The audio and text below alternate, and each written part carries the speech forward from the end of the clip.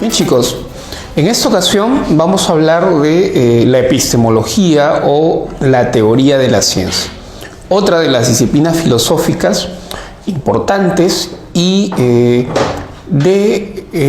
aparece o que surge en inicios del siglo XX.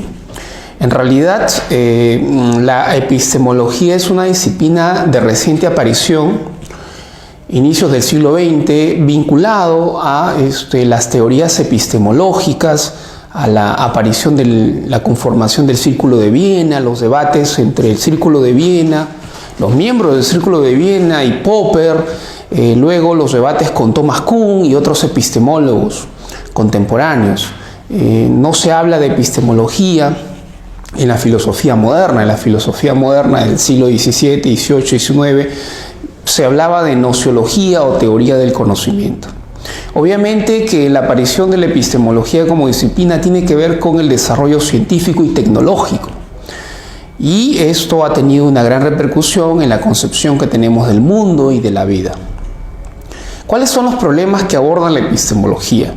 En una clase anterior nosotros ya habíamos hablado de las teorías epistemológicas y de los más destacados representantes de las diferentes teorías.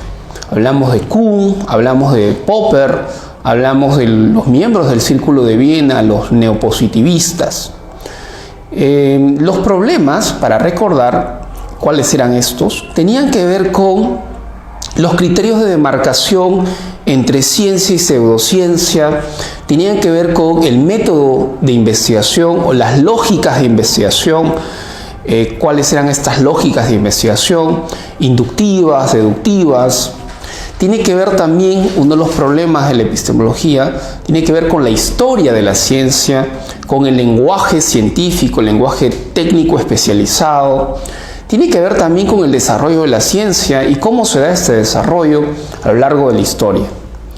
Entonces, estos problemas se abordan dentro de la epistemología. Esta clase tiene que ver con los conceptos básicos de la epistemología o la teoría de la ciencia. Tiene que ver con las funciones de la ciencia o del científico dentro de la comunidad científica, con el método científico y las etapas del método científico, con las características del conocimiento científico y con la clasificación de la ciencia propuesta por Mario Bunge, un epistemólogo argentino que hace poco acaba de morir.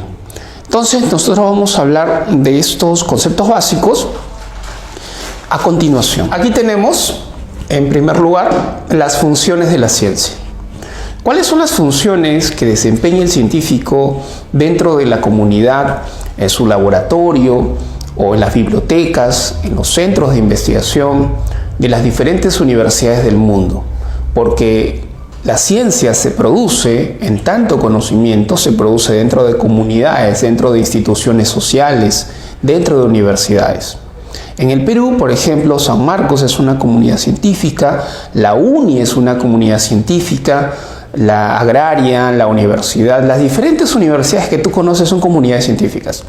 Y los científicos que laboran ahí necesitan pues financiamiento para poder realizar sus investigaciones. Investigaciones que pueden tomarles meses, años, largos periodos para poder aportar y contribuir al desarrollo de la humanidad. Veamos a continuación algunas de las funciones más importantes que el científico tiene que desempeñar. Por ejemplo, todo científico tiene que describir la realidad. Esa es una función básica, ¿ya? La descripción de la realidad. El científico tiene que describir, lo cual significa que tiene que identificar, tiene que señalar, tiene que enumerar las propiedades del fenómeno. Las propiedades, las características, las cualidades de un fenómeno determinado, sea un fenómeno natural, un fenómeno social, etc. Entonces, el científico, para describir fenómenos, el científico se pregunta: ¿dónde ocurrió este fenómeno? ¿Cómo ocurrió este fenómeno? ¿Cuándo ocurrió este fenómeno? Estas preguntas tienen que ver con la descripción de un fenómeno. ¿Ok? Bien, entonces, esto en relación a la descripción. 2. la explicación. El científico tiene que explicar los fenómenos. Es decir, el científico tiene que buscar las causas, identificar las causas del fenómeno. ¿Qué provocó que el fenómeno ocurriera? ¿Cuál fue la causa o a raíz de qué se produjo tal fenómeno? Entonces el científico se pregunta ¿por qué? El por qué ocurren estos fenómenos en la realidad. Fenómenos sociales, fenómenos económicos, sociales, fenómenos naturales, etc. Entonces tienes que buscar la raíz, el por qué, la causa del fenómeno. ¿Ok? Entonces la pregunta sería el por qué del fenómeno. ¿Ok? Entonces eso tiene que ver con la función explicativa de la ciencia o del científico.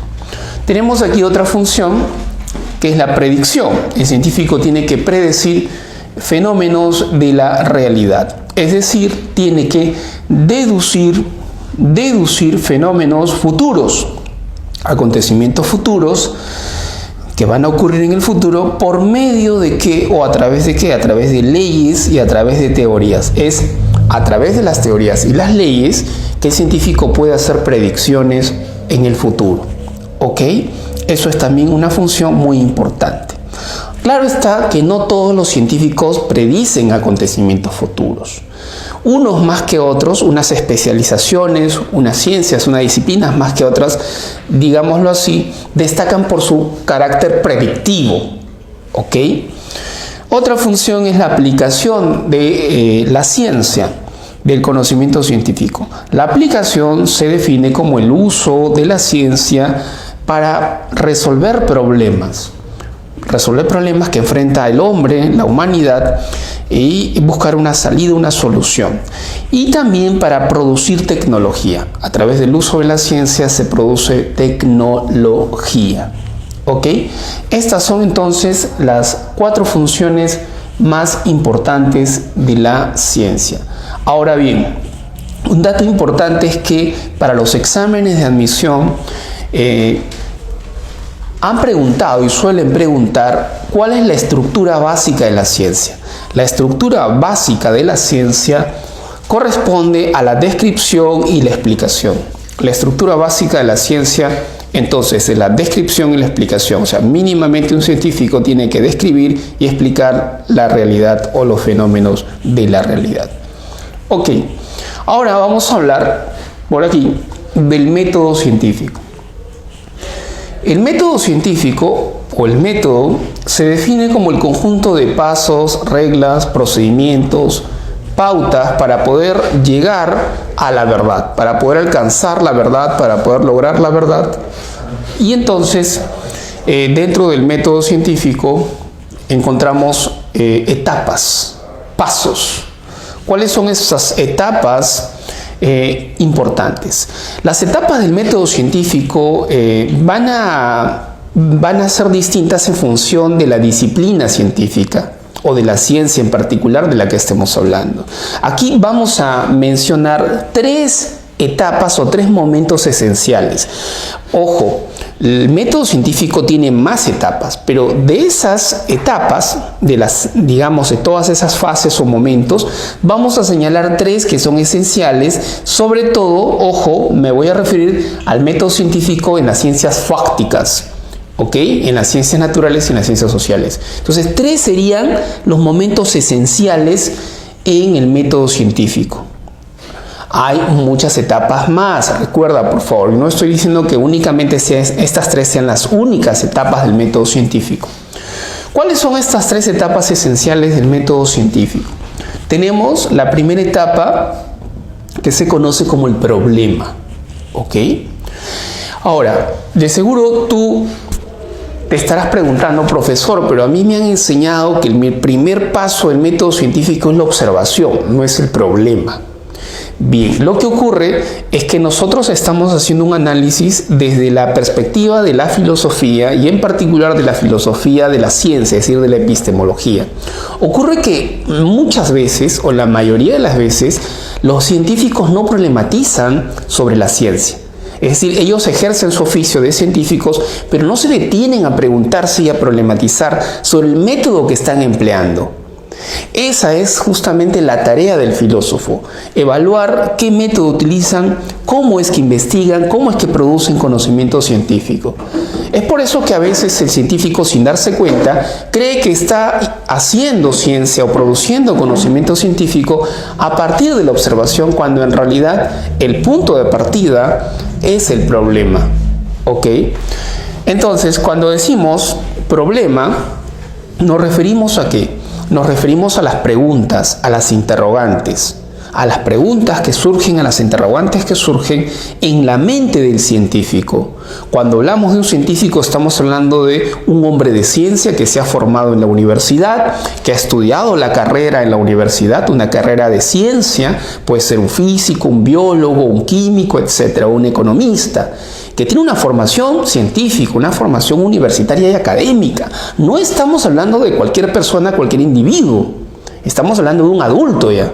Y por ende, él, en su formación universitaria, en su formación académica, su mente, la mente está cargada del científico. Está cargada de información, de datos, ¿ya? Datos, información, estudios, teoría y también prejuicios. Entonces, esa mente cargada del científico se conoce como tábula plena, la mente llena de información, de datos, de teoría.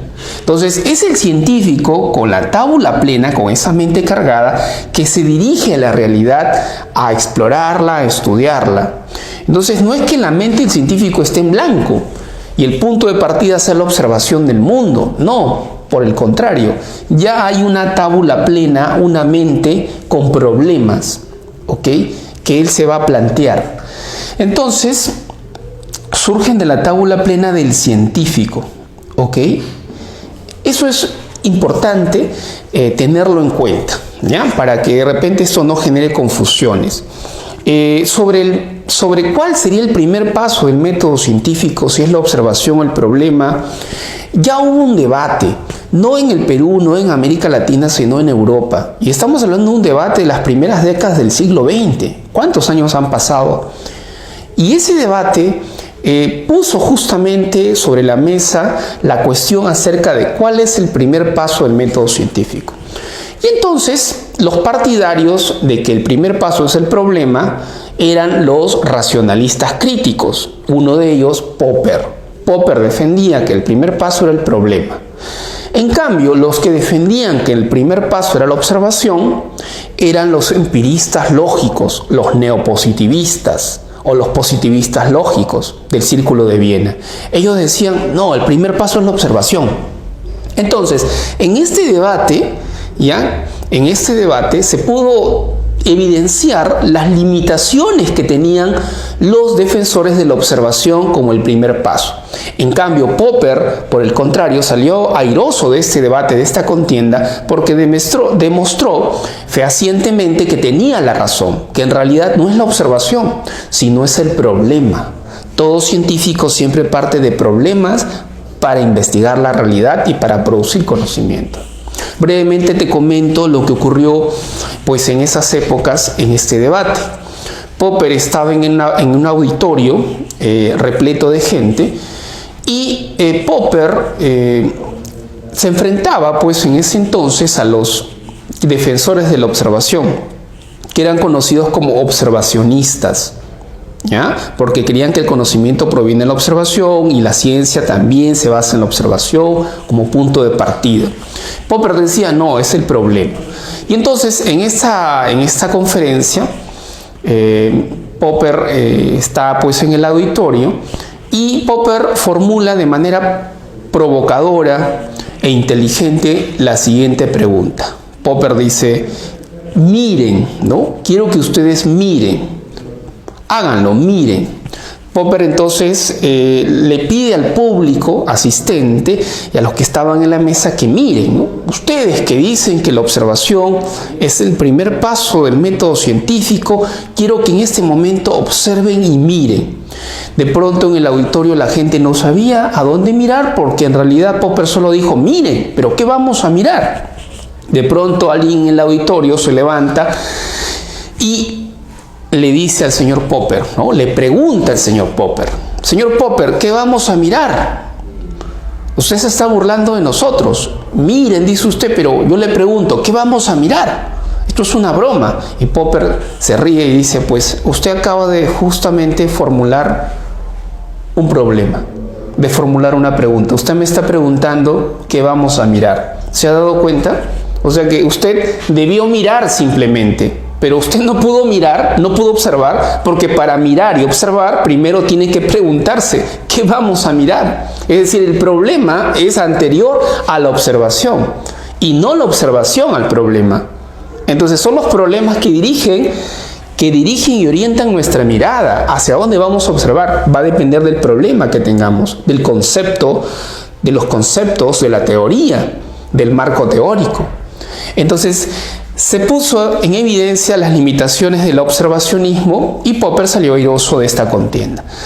Bien, ahora, el segundo paso del método científico es la hipótesis. La hipótesis se define como las conjeturas, como las respuestas provisionales, tentativas, frente a un determinado problema. Entonces, frente al problema surgen las respuestas, diferentes respuestas provisionales, tentativas. Son provisionales, son tentativas porque estas hipótesis tienen que corroborarse, tienen que contrastarse. Y es de esa manera que pasamos al tercer momento, que es la contrastación. La contrastación consiste en confrontar la hipótesis con la realidad. Es en esa confrontación de la hipótesis con la realidad donde se comprueba que la hipótesis es verdadera o es falsa. ¿Ok? Entonces, de esa manera proceden los científicos, señalan los epistemólogos. ¿Ok? Profesor, ¿y cuáles son las características de la ciencia en tanto conocimiento? Las características son las siguientes. Nosotros ya habíamos hablado en una clase anterior sobre nociología o teoría del conocimiento de las características del conocimiento en general. Ahora nos vamos a referir a las características del conocimiento en particular, del conocimiento científico. Pero algunas de estas características también están presentes en el conocimiento en general. Por ejemplo, la objetividad, la necesidad, la universalidad, la fundamentación. El conocimiento científico también es objetivo, es necesario, también es fundamentado y también es universal. Aquí tenemos otras características más que vamos a agregar. Selectividad, selectivo. El conocimiento científico es selectivo, a diferencia del conocimiento filosófico que es totalizador. El conocimiento científico es selectivo. Estudia una parte de la realidad, una región de la realidad, tiene un objeto de estudio definido en el ámbito científico. Eso ocurre en el ámbito científico. En el ámbito filosófico es totalizador porque no hay un objeto de estudio definido en filosofía. La filosofía lo puede estudiar todo. No hay un objeto de estudio definido y la filosofía tiene una mirada global de la realidad, a diferencia de la ciencia. El conocimiento científico también es racional, se basa en la razón, en la argumentación, es metódico, es problemático, porque el punto de partida son los problemas, las preguntas, es sistemático, es ordenado el conocimiento, ordenado de manera coherente y rigurosa, es falible. Falible, ¿qué quiere decir falible? Falible quiere decir que falla, hay errores en la ciencia no es perfecta, pero la ciencia sí es perfectible. No será perfecta, pero es perfectible. ¿Qué significa? Que busca la perfección, pero nunca va a encontrar la perfección, pero siempre está buscando la perfección. Y corrige sus errores y así sucesivamente. Fundamentado. El conocimiento se justifica, se demuestra, se corrobora. Universal, válido para todos en diferentes contextos, tiempos y lugares. Una nota muy importante que no podemos olvidar y que lo mencioné al comenzar la clase. La ciencia no lo producen los individuos aislados, no lo producen los genios, ¿me entiendes? Los genios aislados en sus laboratorios, en una biblioteca, no. La ciencia se produce, y está demostrado, se produce dentro de comunidades científicas,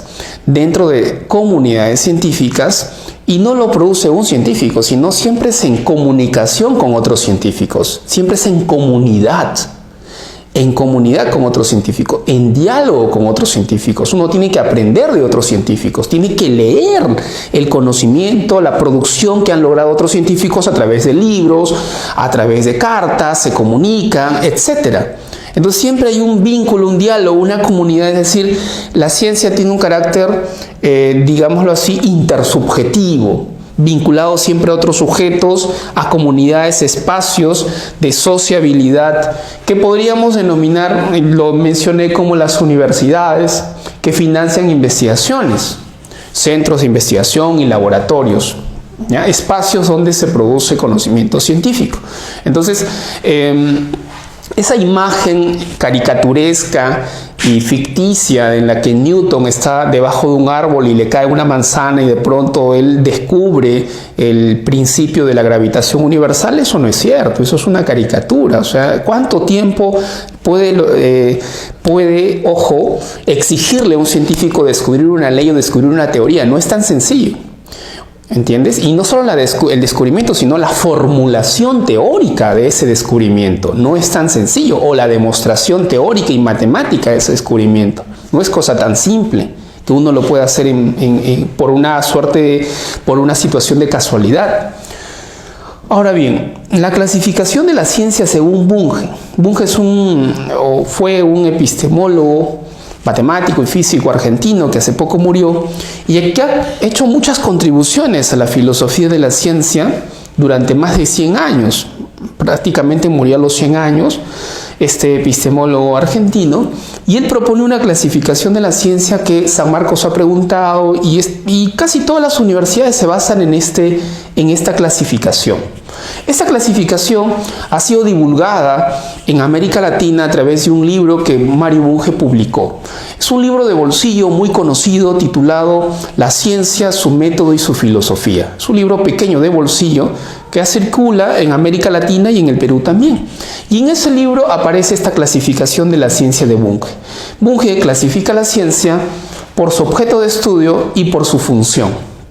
¿Ok? Por su objeto de estudio, A, y letra B por su función. Por su objeto de estudio, Bunge clasifica la ciencia en fácticas y formales. Fácticas son aquellas ciencias que estudian los hechos, los fenómenos de la realidad, fenómenos observables, medibles, cuantificables. Y las fácticas se dividen a su vez en ciencias naturales y ciencias sociales. Ciencias naturales, la biología, por ejemplo, la química, la física. Ciencias sociales como la economía, la sociología, la historia, la psicología, etc. Y luego tienes a las ciencias formales, cuyos objetos de estudio son entes abstractos, ideales, imaginarios. Me refiero a los números, las estructuras lógicas, las constantes lógicas, las relaciones lógicas que se puedan establecer. Y esto tiene que ver con la lógica y la matemática. Y en la letra B, por su función, tenemos las ciencias teóricas, también conocidas como puras, y las ciencias aplicadas. Las ciencias puras son aquellas ciencias que describen, que explican y predicen fenómenos o acontecimientos o estructuras de la realidad. Y en este caso tenemos la matemática, la física, etc. Y en el caso de las ciencias aplicadas tenemos aquellas ciencias, entre comillas, prácticas, que modifican la realidad o que transforman la realidad en beneficio del hombre, es decir, brindan una utilidad al ser humano en la medida que transforman el mundo en beneficio del ser humano. Tenemos a la medicina, las ingenierías, por ejemplo, son ciencias aplicadas. Entonces, esta clasificación es la clasificación bungiana de la ciencia, que San Marcos ha preguntado y casi todas las universidades también preguntan sobre esta clasificación. ¿Ya? No olvides a quién pertenece esta clasificación de la ciencia. Entonces, esta ha sido la clase sobre teoría de la ciencia, conceptos básicos, funciones de la ciencia, método científico, características del conocimiento científico y clasificación de la ciencia. Recuerda que nosotros ya abordamos en una clase anterior las teorías epistemológicas. Las teorías epistemológicas del Círculo de Viena, ¿recuerdas? Los neopositivistas, de Popper, el racionalismo crítico, de Thomas Kuhn, el relativismo epistemológico. ¿Ok? Bien, entonces con esta clase ya estaríamos, ya habríamos culminado todo lo referente a la epistemología, tanto en relación a las teorías como a los conceptos básicos. ¿Ok? No lo olvides. Bien, chicos, ahí nos quedamos.